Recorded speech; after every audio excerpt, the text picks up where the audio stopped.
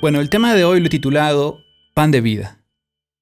Y justamente ambas palabras, pan y vida, como que siento que van de la mano, ya que el pan ha sido un alimento que durante muchos siglos o miles de años ha formado parte de la alimentación del ser humano. Es una cosa muy importante el pan. A quien no le gusta el pan, son pocos que conozco que no les agrada el pan.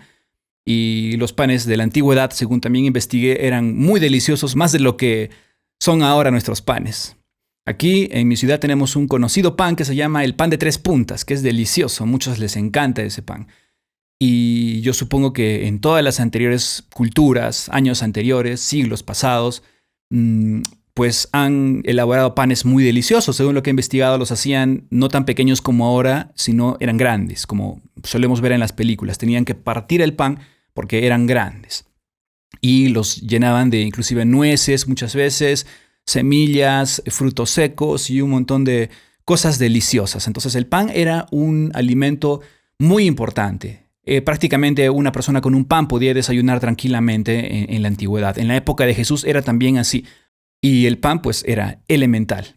Vamos a ver algunos símbolos que se usan en la Biblia, que Jesús los usa para ilustrarnos respecto al hecho de alimentarnos, pero no alimentar nuestros cuerpos, ya que todo mundo considera que es importante alimentar sus cuerpos. No vamos a hablar de eso, obviamente, ni de la buena alimentación, sino vamos a hablar de alimentar nuestros espíritus.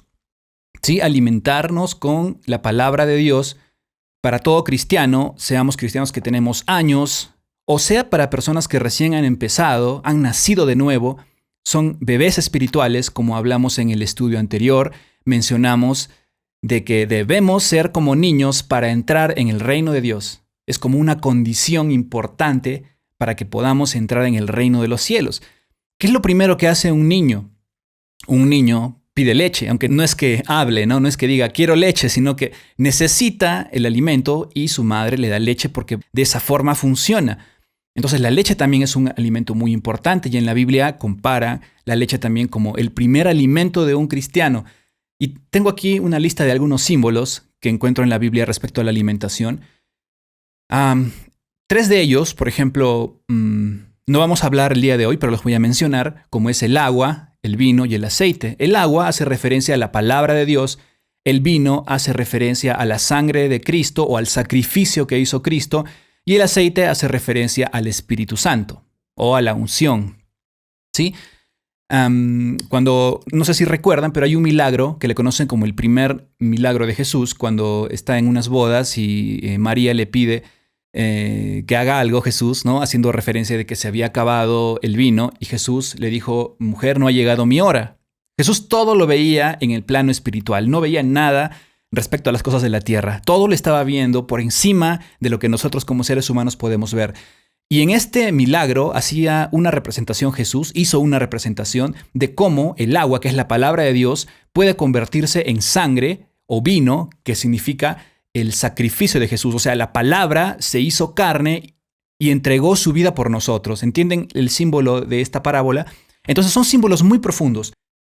Vamos a ver no estos símbolos, sino los siguientes símbolos, como por ejemplo, ya les dije a ustedes, el pan, también es la carne, también es la leche y también la palabra vianda. La palabra vianda hace una referencia no tanto a algo como un primer alimento, sino como a un alimento ya sólido, a un alimento que ya lo pueden comer personas que hayan desarrollado un mejor metabolismo, que ya son adultos, que puedan comer. Un niño no le vas a dar de comer una vianda, ¿sí o no? Pero a una persona mayor sí. A un crecido espiritualmente sí puede comer vianda. Puede comer vianda y habla de la revelación, de las profundidades del Señor, de las cosas que nos muestra para que podamos conocerle y contemplar a Dios con todo su poder y con toda su gloria y glorificarle a Él como Él es. Bueno, vamos a empezar haciendo referencia a esta palabra que les dije, leche, y hay un verso en Primera de Pedro 2, del 2 al 4, que nos habla de esto. Vamos a leerlo. Desead como niños recién nacidos la leche espiritual no adulterada, para que por ella crezcáis para salvación. Si es que habéis gustado la benignidad del Señor. Es una condición, ojo, no todos van a poder participar de la leche espiritual. Es necesario primero haber nacido de nuevo. ¿sí? Haber gustado de la benignidad del Señor. Verso 4, acercándonos, dice aquí, a Él, piedra viva, desechada ciertamente por los hombres, mas para Dios escogida y preciosa. Este término que usa aquí Pedro, dice la leche espiritual no adulterada. Vamos a ver qué significa este término en la RAE, en el diccionario. Hay 3 términos. El número 3 no nos interesa, de la palabra adulterar, que significa cometer adulterio. No hace referencia a lo que estamos viendo aquí. Pero hay 2 términos. El primero, alterar fraudulentamente la composición de una sustancia, ¿sí? Y el segundo significado, falsear, alterar la naturaleza de algo, como por ejemplo una ideología adulterada, ¿ya?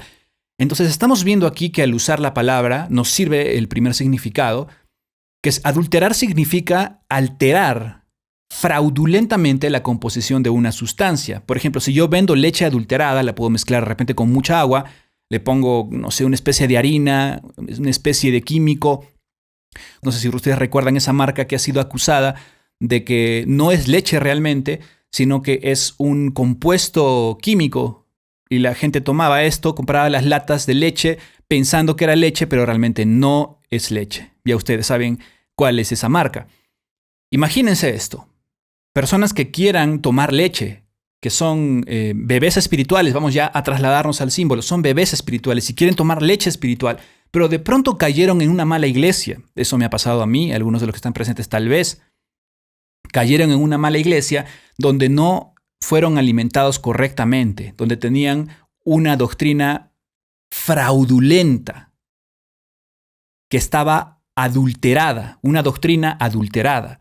Entonces ellos se comenzaron a alimentar de esto. Si bien es cierto, podían haber recibido ciertos principios espirituales, pero esta leche realmente no les iba a permitir desarrollarse. Yo conozco así personas, inclusive hasta líderes espirituales o pastores, que pareciera, amigos míos, pareciera que no han crecido nunca. ¿Por qué? Porque están en iglesias que están muy equivocadas y siguen como bebés espirituales, no pueden tomar de vianda. Por eso acá Pedro nos dice que debemos desear como niños recién nacidos la leche espiritual no adulterada. ¿Cuál es esa? Está aquí en la palabra de Dios y el Espíritu Santo nos guía a toda verdad.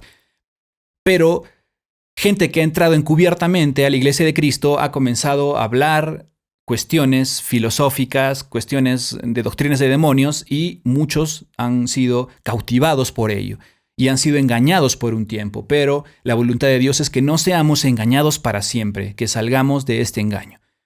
Vamos a ver también otro símbolo respecto a esto de tener una doctrina fraudulenta. El símbolo de la levadura. ¿Sí? La levadura hace más referencia al pan. Vamos a ver. Mateo 16, 5 al 12. Son varios versos. Dice: llegando sus discípulos al otro lado, se habían olvidado de traer pan. Y Jesús les dijo: mirad, guardaos de la levadura de los fariseos y de los saduceos. Ellos pensaban dentro de sí diciendo: esto dice porque no trajimos pan. Y entendiendo Jesús les dijo: ¿por qué pensáis dentro de vosotros, hombres de poca fe, que no tenéis pan? ¿No entendéis aún ni os acordáis de los 5 panes entre 5,000 hombres y cuántas cestas recogisteis? Ni de los 7 panes entre 4,000 y cuántas canastas recogisteis? ¿Cómo es que no entendéis que no fue por el pan que os dije que os guardaseis de la levadura de los fariseos y de los saduceos? Entonces entendieron que no les había dicho que se guardasen de la levadura del pan, sino de la doctrina de los fariseos y de los saduceos. Bien, vemos aquí la figura. Pasa que esta doctrina cristiana, la que hemos aprendido de los apóstoles, ellos a su vez la aprendieron directamente de Cristo, y Cristo todo lo que vio y oyó lo aprendió del Padre. Eso nos dijo.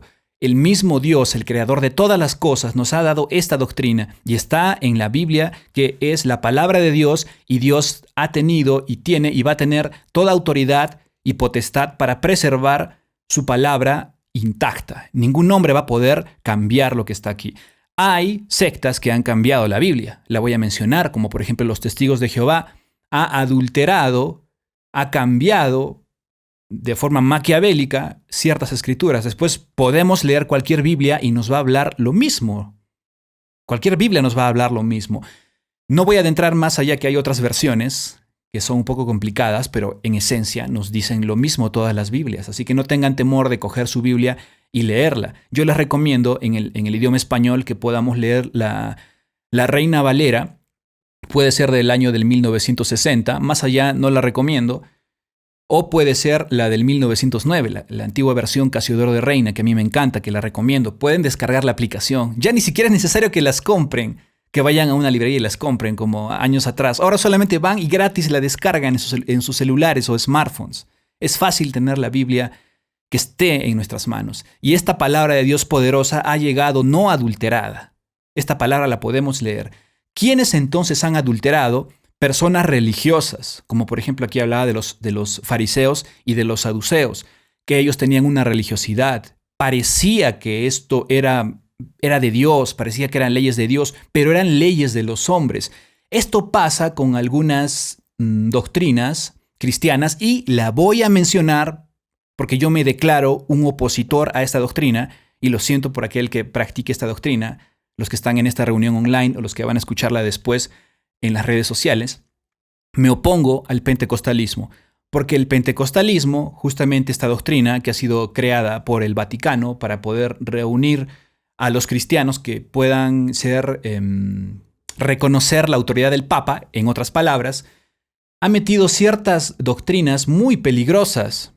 Hablan del Evangelio y muchas personas pueden ir a estas iglesias y muchas personas que van a estas iglesias realmente han nacido de nuevo, pero hay que tener cuidado con estas doctrinas porque son muy sutiles y es tan difícil el discernir, el distinguir si es la verdad o nos están engañando. Así que hay que tener mucho cuidado, por eso hay que leer la palabra de Dios, aferrarse a la palabra de Dios y buscar a Dios.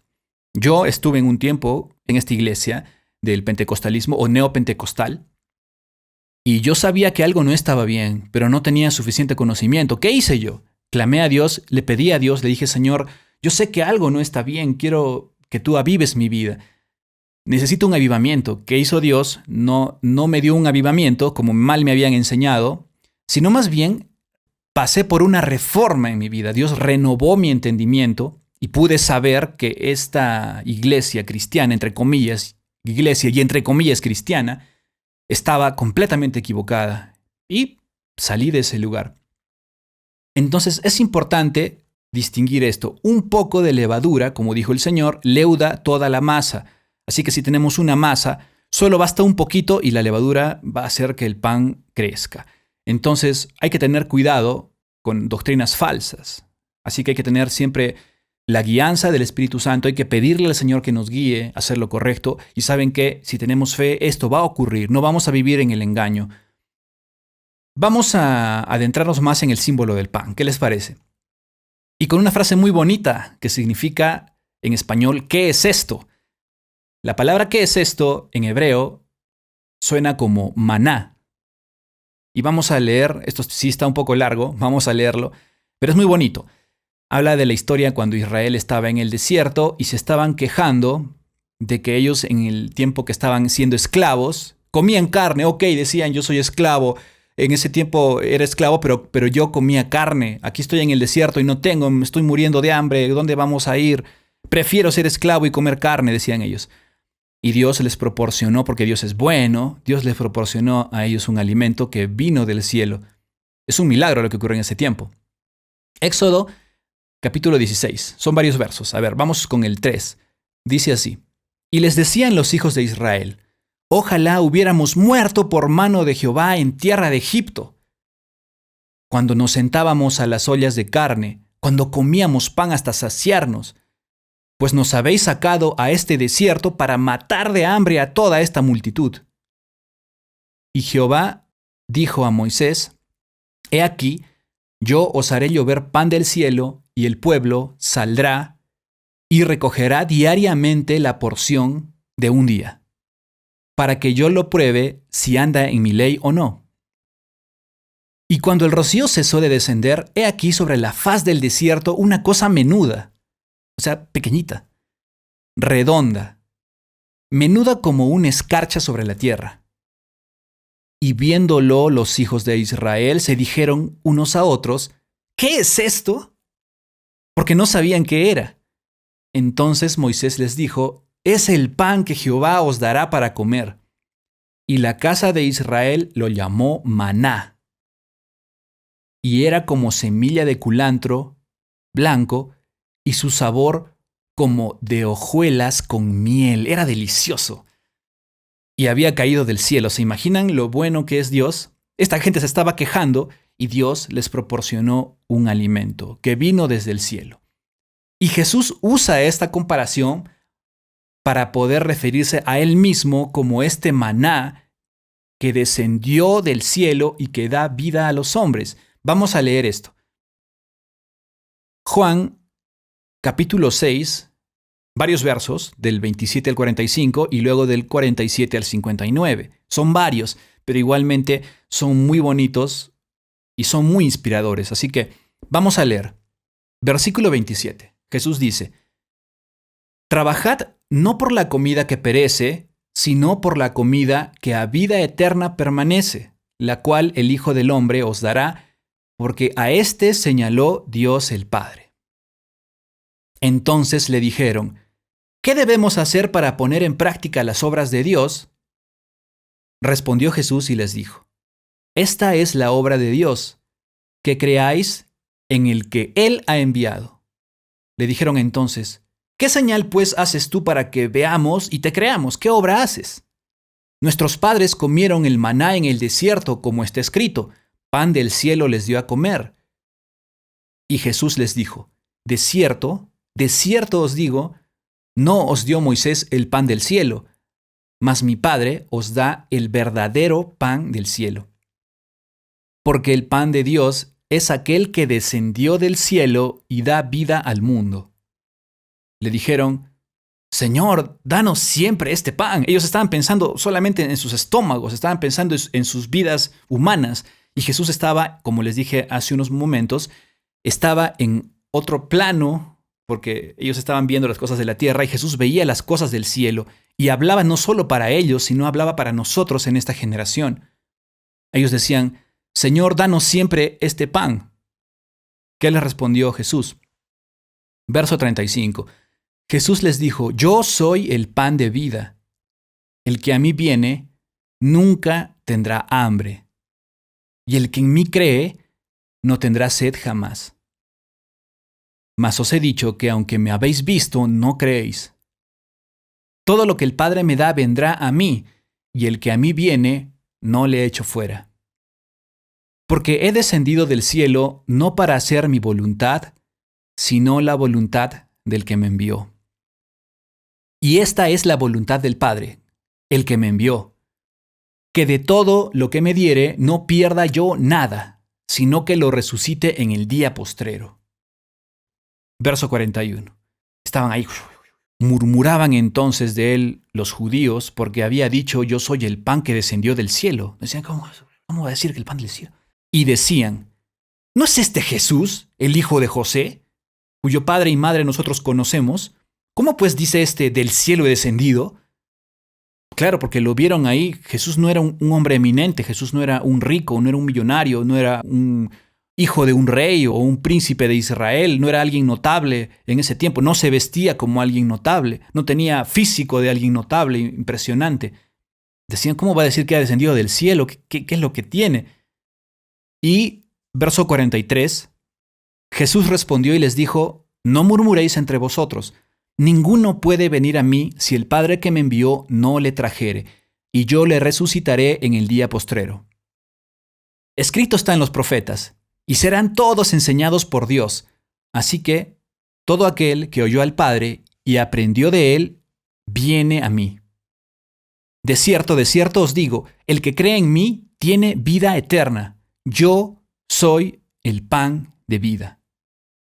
Vuestros padres comieron el maná en el desierto y murieron. Este es el pan que desciende del cielo, para que el que de él come no muera. Yo soy el pan vivo que descendió del cielo. Si alguno comiere de este pan, vivirá para siempre. Y el pan que yo daré es mi carne, la cual yo daré por la vida del mundo. Entonces los judíos contendían entre sí diciendo, ¿cómo puede éste darnos a comer su carne? ¿No? Cualquier persona que razone en su mente, ¿cómo que vamos a comer la carne de este hombre para tener la vida eterna, para ir al reino de Dios? ¿Cómo vamos a comer su carne? ¿Esto es canibalismo? Pensarían algunos, razonando en su mente. Inclusive algunas religiones actualmente creen esto, creen que existe una transustanciación, que la hostia se convierte en carne y que tú estás comiendo la carne de Cristo, el cuerpo de Cristo, lo cual es mentira, lo cual no se enseña en la Biblia. No se enseña en la Biblia. Nuestra comunión no es haciendo una cola y recibiendo un pan y comiéndolo y va entrando en tu tracto digestivo, ¿cómo decirlo?, en tu estómago. Esa no es la comunión con Cristo. La comunión con Cristo es espiritual, es profunda y cambia nuestras vidas radicalmente. No tenemos que ir cada semana a recibir esta comunión, porque la comunión la tenemos desde el momento que nos convertimos hasta el fin de nuestros días, y en el reino de Dios vamos a estar con esta comunión constante y eterna.